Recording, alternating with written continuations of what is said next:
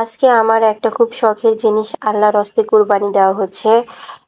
এটাকে আমি অনেক দিন ধরে, আমি বললে ভুল হবে, আমার মা, আমরা পরিবারের সবাই মিলে একে লালন পালন করেছি।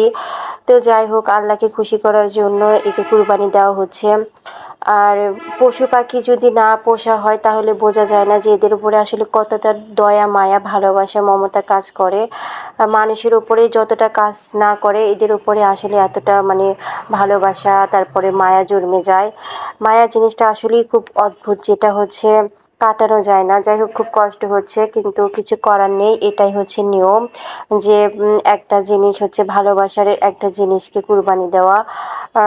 যাই হোক, আমি কখনো কিন্তু ভুঁড়ি টুড়ি কখনো মানে কাটিনি। এটা আমার জীবনে ফার্স্ট আমি ভুঁড়িতে হাত দিয়েছি, কেটেছি। এই জন্য আমি তোমাদের সাথে এইটুকু ভিডিও শেয়ার করলাম। কি অদ্ভুত, তাই না? একটু আগে যে পশুটা জীবিত ছিল, এখন তার ভুঁড়ি আমি নিজে হাত দিয়ে কাটছি।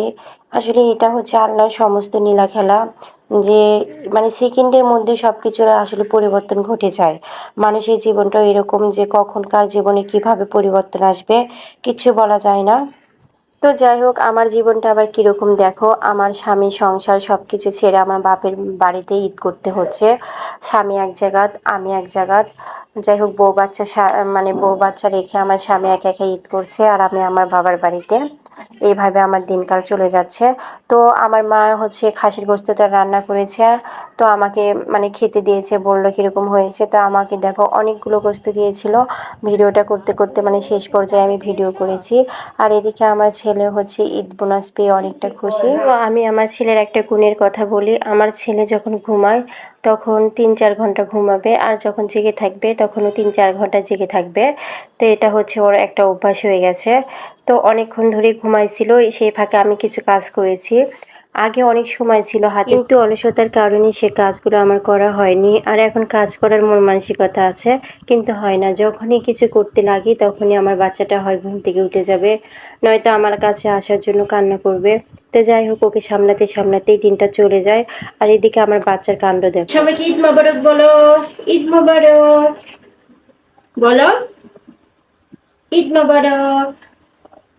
ওইদিকে তাকাও বাবু, আরিয়ান, এদিকে তাকাও, ঈদ মোবারক। তো সবাই দেখো, আমার বাচ্চাটা হচ্ছে লাইট থেকে চোখ ফিরাচ্ছে না। ও লাইট দেখলে মানে যেখানে দেখবে অনেক বেশি আলো বাতি জ্বলছে সেদিকে অনেকক্ষণ তাকায় থাকবে, সেদিক থেকে ওর চোখ কেউ ফিরাতে পারবে না।